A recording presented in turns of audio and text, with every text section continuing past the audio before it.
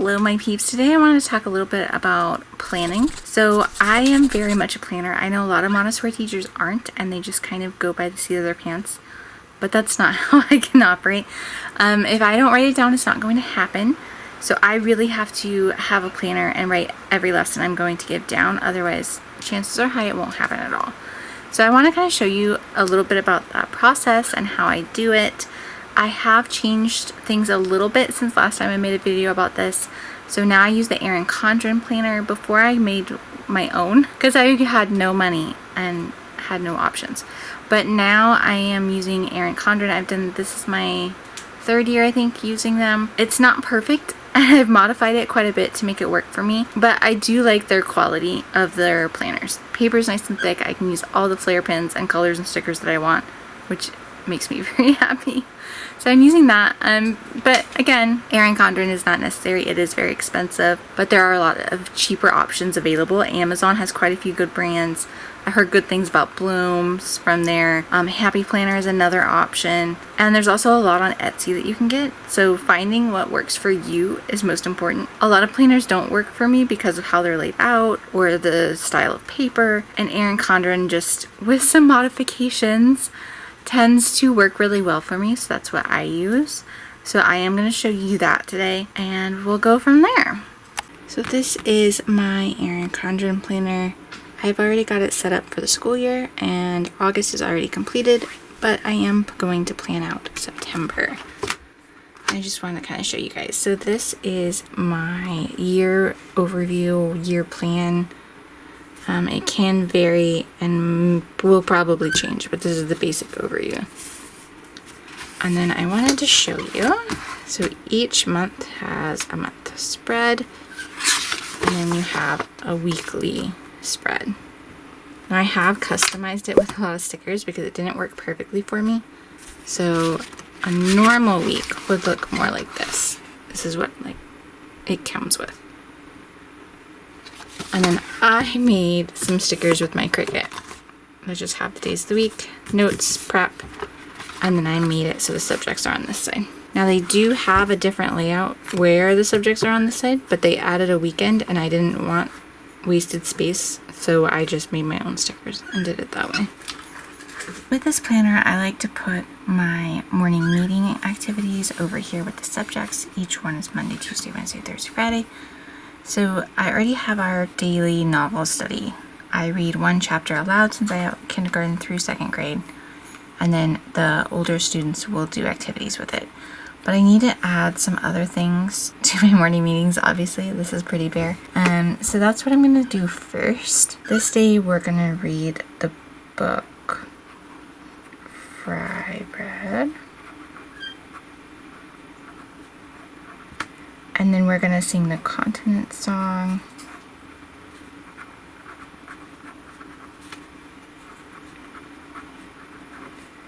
And then we're also, since this is a Tuesday, going to review writing workshops, which will be on Wednesday. I like to review it twice before we actually do it, especially at the beginning of the school year. And then I keep my morning meetings short. And then on Wednesday, we'll do a final review of writing workshop. And then we're going to go over what a revision and editing process looks like. This will be the first time for some of the kids. And that'll pretty much take up all of our time. And then we will do continent song again, because this day we won't have anything special. So we'll do continent song. And then I'll actually, on Friday is art day, so we will be learning about a new artist. So that will take up our entire time, just our chapter, and then introducing the new artist. be an intro, and then we're going to do a short picture book on it. and then they will be dismissed to the art tables and they'll get their actual art lesson. I'll probably add more to this later, but for now this is fine. Monday we do not have class, so I don't need to plan anything for that. And I go through and add my everyday lessons. So I do Haggerty every single day, which I'm trying that for the first time this year. That's something I haven't done previously, and I'm liking it so far. I feel like it's gonna help a lot of the kids, but we'll see. Jury's still out so far. Got Haggerty and Haggerty.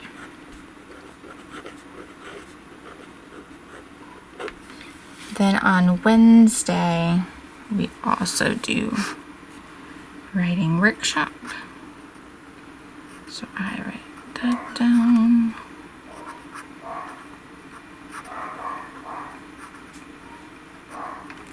So now I'm just going to go through and add my math.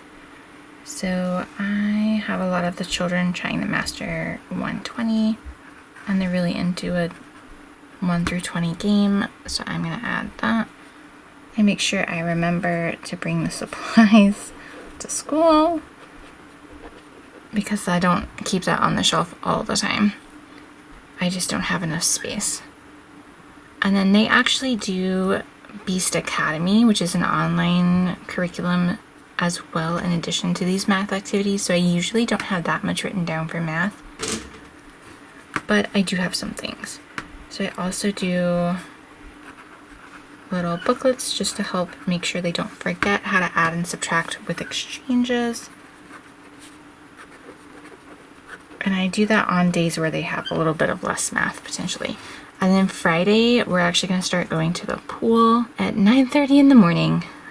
So that day is basically shot. It's just art and swimming. It's unfortunate, but I'm not really in charge of the schedule. So Fridays are out for pretty much everything. So I'm trying to cram everything into Monday through Thursday, which is an uphill battle, but it's going to be fine. Hopefully. Fingers crossed. Wednesdays, I generally just have them do Beast Academy and not anything in addition because of writing workshop. Writing workshop takes a long time for them to do at this point in the school year. It'll get a lot faster later on, but at the moment, I don't have them do any additional math because of how long that takes. Then social studies and science are pretty simple still in September, especially the beginning of September. They're still trying to get the hang of all the math and language and everything, so I want to give them extra time for that math and language kind of section of their day. So I try not to load up too much in here. But the older students are going to start picking a research project.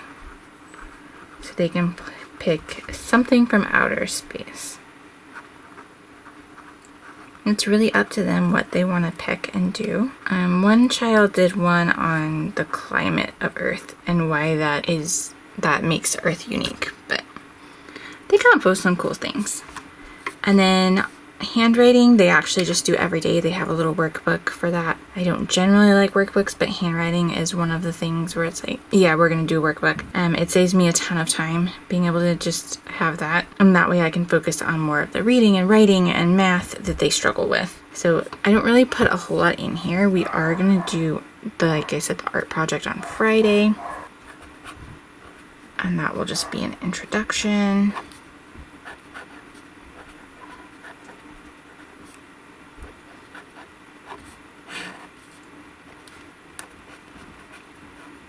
Intro, and then they're going to be learning about shapes, organic versus geometric. That's the primary focus for that. And like I said, we have swimming that day, so these subjects are basically not going to be done.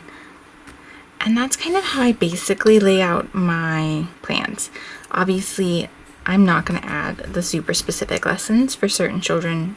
I don't want to show their names, but I do add those in. So if I need to give a new lesson on say vowel teams. I would write vowel teams and then the child's name under it, or multiple children if I'm doing a small group. So there will be more on here, but not a whole lot more. I try to keep it just to the things that are new or different that I need to do that day. That way this doesn't get too overloaded or crowded, especially when you have so many individual lessons. I usually just write down new lessons that I'm going to give. Another thing that I like to do is to fill out the shelf plan, which I'll link below for free. I have always done this and it just really helps me a lot. I've never found a planner that has something like this. So I just kind of made my own, and then I just fill it out and it helps me so much. Which for September, I'm not changing a whole lot. We're gonna change from North America to USA for my geography shelf, but that's basically it. A lot of it's gonna be the same. I'll switch out a couple things, so instead of the planet puzzle, we will have planet matching. And I'm going to put out parts of a rocket ship. And then once they know all the parts, we're going to build a rocket ship out of cardboard.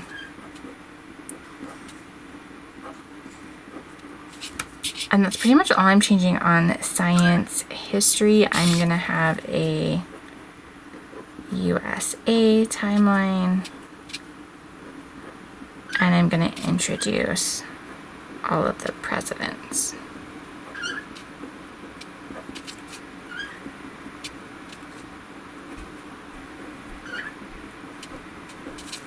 So nothing really groundbreaking there. Most of the stuff is going to change. I'll also change the famous artist of the month.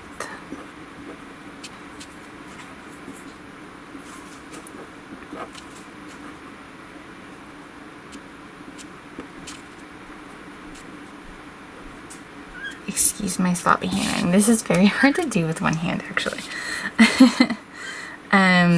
Geography and culture is probably going to change the most.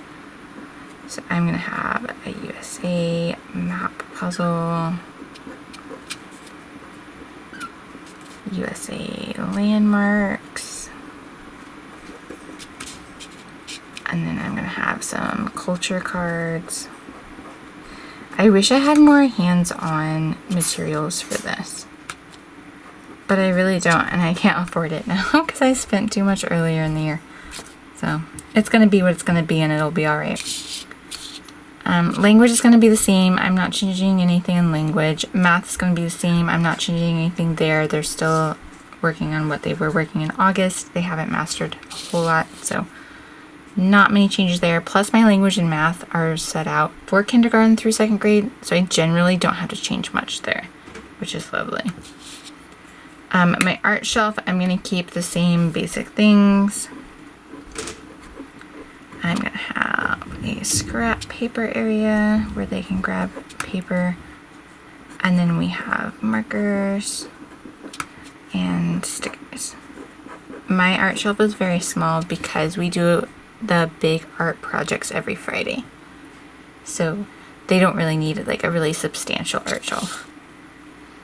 And I do have a lot of students that are struggling a little bit academically. So we really have to focus on those basic foundational academic skills and not so much on the art and music, at least at this point in the school year. So yeah, there's kind of how I do it. Again, September is basically the same theme as August because the main focus is on normalization. So I'm not changing out a whole lot, but I'm going to change out these few things, kind of spice up the shelves a little bit. And then in October, I will actually change out pretty much everything except for language and math will stay much the same, but everything else on the shelves are going to come out and be swapped. So there you have it. That's a little bit about how I plan.